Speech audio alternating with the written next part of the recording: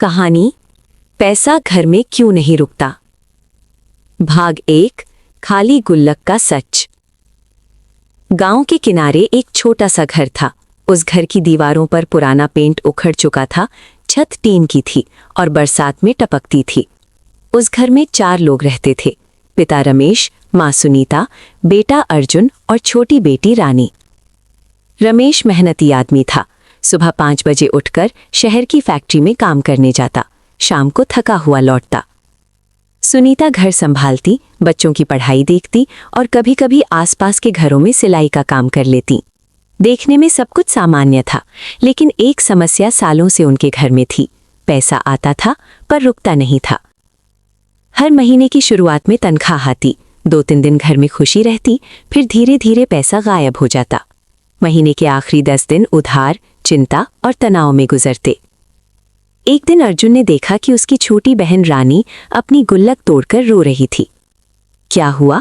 अर्जुन ने पूछा। रानी बोली, भैया, मैं 1 साल से पैसे जमा कर रही थी, सोचा था साइकिल खरीदूंगी, लेकिन मम्मी ने कहा कि घर में राशन नहीं है, इसलिए गुल्लक तोड़नी पड़ेगी। अर्जुन चुप हो गया। उसी रात उसने देखा कि उसके पिता और माँ में बहस हो रही है।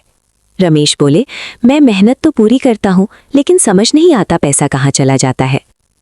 सुनीता बोली, आपके सिगरेट का खर्चा, बेवजह के त्योहारों में दिखावा, रिश्तेदारों को खुश करने के लिए उधार में खर्चा, ये सब भी तो देखिए। घर में सन्नाटा छा गया। अर्जुन के मन में सवाल उठने लगा, क्या सच में पैसा हमारे घर में टिकना नहीं चाहता, या हम उसे रोकना नहीं जानते? मोड़, एक समझदार शिक्षक। अर्जुन कॉलेज में पढ़ता था। वहां एक प्रोफेसर थे, शर्मा सर। वे केवल पढ़ाते ही नहीं थे, जीवन की बातें भी समझाते थे। एक दिन क्लास में उन्होंने पूछा, तुम लोगों के घर में पैसा क्यों नहीं रुकता? कई छात्रों ने कहा, कम कमाई, महंगाई, सरकार की गलती, नसीब खराब है। शर्मा सर मुस्कुराए। उन्होंने बोर्ड पर लिखा, गलत आदतें, बिना योजना खर्च, दिखावा, निवेश की कमी, मानसिकता। फिर बोले, पैसा भागता नहीं है, हम उसे भगा देते हैं। ये वाक्य अर्जुन के दिल में बैठ गया। पहला कारण, बिना योजना के खर्च। शर्मा सर ने समझाया, मान लो तुम्हारी आय 10,000 है। अगर तुम्हें ये नहीं पता कि हर 1000 कहाँ जाएगा, तो समझ लो कि पैसा खुद अपना रास्ता चुन लेगा, और वो रास्ता अक्सर बर्बादी का होता है। अर्जुन ने घर आकर पहली बार कागज और पेन उठाया। उसने पिता से पूछा, पापा, आपकी सैलरी कितनी है? रमेश ने झिझकते हुए बताया। फिर अर्जुन ने पूछा, हर महीने खर्च कहाँ कहाँ होता है? जब सब जोड़कर देखा गया तो पता चला कि कई छोटे छोटे खर्च मिलकर बड़ी रकम बन जाते हैं। चाय की दुकान पर रोज का नाश्ता, सिगरेट, बिना जरूरत मोबाइल रिचार्ज, त्योहारों में उधार लेकर खर्च, रिश्तेदारों को दिखावा।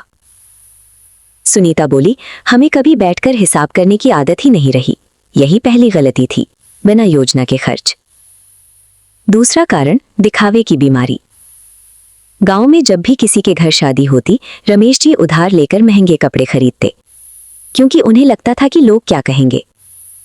शर्मा सर ने एक दिन कहा था, लोग 2 दिन बात करेंगे, तीसरे दिन भूल जाएंगे, लेकिन उधार का बोझ महीनों तक तुम्हारे घर में रहेगा। अर्जुन ने पिता से कहा, पापा, क्या हमें हर बार दूसरों को दिखाने के लिए खर्च करना जरूरी है? रमेश चुप हो गए। उन्हें याद आया कि पिछले साल उन्होंने केवल लोगों के सामने अच्छा दिखने के लिए 50,000 का उधार लिया था, जिसकी किश्तें अब तक चल रही थीं। दिखावा पैसा रोकने का सबसे बड़ा दुश्मन है। तीसरा कारण, बचत की आदत नहीं। घर में कभी बचत पहले नहीं की जाती थी। हमेशा यही सोच होती, अगर कुछ बचेगा तो बचा लेंगे। लेकिन सच्चाई ये है, अगर पहले नहीं बचाया तो कभी नहीं बचेगा। शर्मा सर कहते थे, पहले खुद को पैसा दो, फिर दुनिया को। इसका मतलब था, जैसे ही आय आए, पहले उसका एक हिस्सा बचत में डाल दो, फिर बाकी खर्च करो। अर्जुन ने सुझाव दिया, पापा, हम हर महीने चाहे जितना भी हो, कम से कम 10% बचाएंगे। शुरू में यह मुश्किल लगा, लेकिन उन्होंने कोशिश की। चौथा कारण, गलत मानसिकता। रमेश जी अक्सर कहते थे, हम गरीब हैं, हमारे बस का कुछ नहीं। ये वाक्य धीरे धीरे उनके जीवन का सच बन गया था। शर्मा सर ने एक दिन कहा, जिस घर में रोज कहा जाता है कि हम गरीब हैं, वहां गरीबी टिकती है। जिस घर में कहा जाता है कि हम आगे बढ़ेंगे वहां अवसर आते हैं। मानसिकता बहुत बड़ी चीज है। अगर आप मानते हैं कि पैसा बुरा है या पैसा केवल अमीरों के लिए है, तो आपका दिमाग खुद अवसरों को ठुकरा देगा। बदलाव की शुरुआत। अर्जुन ने परिवार की एक मीटिंग बुलाई। उसने कहा, आज से हम 3 नियम अपनाएंगे। हर खर्च लिखेंगे, पहले बचत करेंगे, उधार से बचेंगे। शुरू में सबको अजीब लगा, लेकिन धीरे धीरे आदत बन गई। पहले महीने मुश्किल हुई। रमेश जी हमेशा कहते थे, व्यापार में जोखिम है। अर्जुन बोला, नौकरी में भी जोखिम है, आपने देखा ही है। बहुत से लोग इसलिए आगे नहीं बढ़ते क्योंकि उन्हें असफलता का डर होता है। लेकिन सच ये है, डर पैसा रोकता नहीं, अवसर रोकता है। जब आपने नया रास्ता नहीं अपनाया तो आप वहीं रहेंगे जहां पहले थे। रिश्तों में पैसा। एक और समस्या थी, रिश्तेदारों का दबाव। अरे तुम्हारा बेटा कॉलेज में पढ़ता है, अच्छा मोबाइल क्यों नहीं दिलाते? शादी में इतना छोटा गिफ्ट क्यों दिया? लोग बात करते थे। पहले रमेश जी इन बातों में आ जाते थे, लेकिन अब अर्जुन ने समझाया, जो लोग हमारी ईएमआई नहीं भरते उन्हें हमारे खर्च पर राय देने का हक नहीं। धीरे धीरे परिवार ने दूसरों की राय से ज्यादा अपनी स्थिति को महत्व देना शुरू किया। बच्चों को पैसों की शिक्षा। रानी अब बड़ी हो रही थी। अर्जुन ने उसे समझाया, गुल्लक में पैसा डालना अच्छा है, लेकिन क्यों डालते हैं ये समझना और अच्छा है। उसने उसे 3 डिब्बे दिए, खर्च, बचत, दान। हर जेब खर्च का पैसा 3 हिस्सों में बांटा जाता। बचपन से ही आदत बन गई थी। असली बदलाव अंदर होता है। 6 महीने बाद स्थिति बदलने लगी। कर्ज कम हुआ, बचत बढ़ी, तनाव घटा। लेकिन सबसे बड़ा बदलाव था सोच में। अब रमेश जी कहते थे, हम गरीब नहीं हैं, हम सीख रहे हैं। ये वाक्य घर का माहौल बदल देता था। सच जो हर घर को समझना चाहिए। पैसा आपके घर में इसलिए नहीं रुकता क्योंकि आप उसे भावनाओं से खर्च करते हैं, गणना से नहीं। आप भविष्य की योजना नहीं बनाते। आप कर्ज को आसान समझते हैं। आप निवेश से डरते हैं। आप दूसरों को खुश करने में खुद को भूल जाते हैं। आप बच्चों को पैसों की शिक्षा नहीं देते। अर्जुन की समझ। एक रात अर्जुन डायरी में लिख रहा था, पैसा भागता नहीं, हम उसे दिशा नहीं देते। हम उसे सम्मान नहीं देते।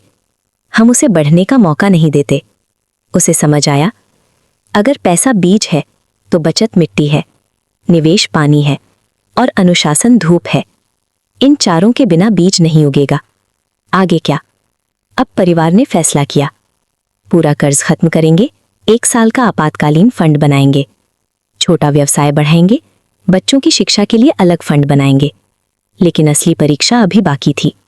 अगले भाग में हम देखेंगे, अचानक आई बड़ी बीमारी का संकट, आपातकालीन फंड का महत्व, अमीर बनने का असली गणित और वो राज जो 90% लोग कभी नहीं समझते। संकट, आपातकालीन फंड और असली अमीरी का गणित। समय धीरे धीरे बदल रहा था। रमेश जी का छोटा फर्नीचर का काम चल निकला था।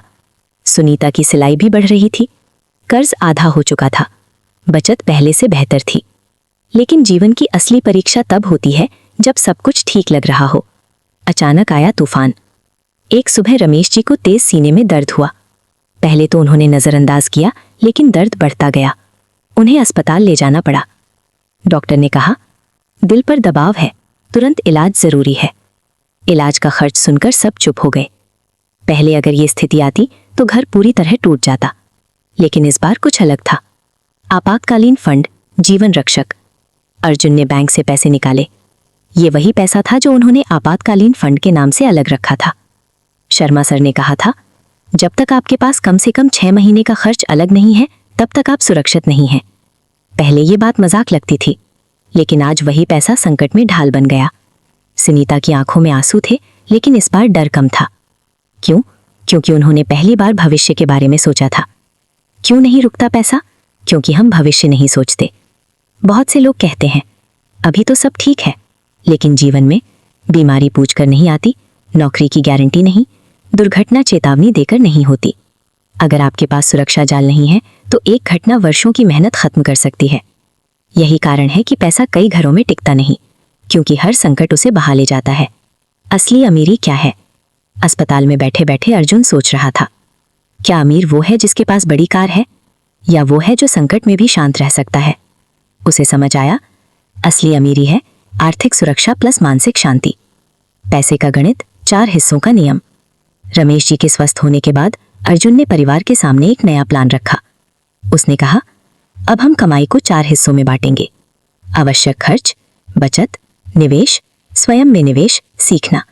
सुनीता ने पूछा, खुद में निवेश का क्या मतलब? अर्जुन बोला, नई कौशल सीखना, किताबें खरीदना, ट्रेनिंग लेना। अगर हम नहीं बढ़ेंगे तो कमाई भी नहीं बढ़ेगी। यही वो चीज है जो 90% लोग नहीं समझते। वे केवल खर्च और बचत तक रुक जाते हैं, लेकिन सीखने में निवेश नहीं करते। आय बढ़ाना, असली समाधान। शर्मा सर ने एक दिन कहा था, खर्च करना जरूरी है, लेकिन आय बढ़ाना उससे भी ज्यादा जरूरी है। रमेश जी ने अपने फर्नीचर काम में नई डिजाइन सीखी। यूट्यूब से वीडियो देखकर आधुनिक स्टाइल बनाना शुरू किया। सुनीता ने ऑनलाइन ब्लाउज डिजाइन सीखी। उसने कहा, पापा, पैसा बुरा नहीं होता, पैसा केवल अनुशासन चाहता है। अंतिम संदेश, गहराई से समझिए। पैसा आपके घर में नहीं रुकता, क्योंकि आप उसे लक्ष्य नहीं देते, आप उसे दिशा नहीं देते, आप उसे सुरक्षा नहीं देते, आप उसे बढ़ने नहीं देते।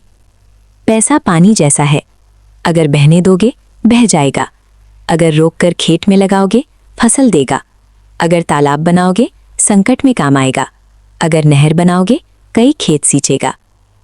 जीवन का अंतिम सूत्र, धनवान वो नहीं जिसके पास लाखों हैं, धनवान वो है जो संकट में नहीं टूटता, जो भविष्य से नहीं डरता, जो हर रुपए को सम्मान देता है, जो दिखावे से ऊपर उठ चुका है, जो सीखना नहीं छोड़ता। कहानी का निष्कर्ष, रमेश का परिवार कोई अमीर घर में पैदा नहीं हुआ था। उन्होंने लॉटरी नहीं जीती, उन्हें विरासत नहीं मिली। उन्होंने केवल ये किया, हिसाब रखा, बचत की, निवेश सीखा, कर्ज से बचा, मानसिकता बदली। और यही 5 चीजें किसी भी घर की दिशा बदल सकती हैं। अंतिम पंक्ति, अगर आज आपका घर भी संघर्ष में है तो याद रखिए, समस्या पैसा नहीं है, समस्या पैसों की समझ है। जिस दिन समझ बदल गई उस दिन हालात बदलना शुरू हो जाएंगे। समाप्त।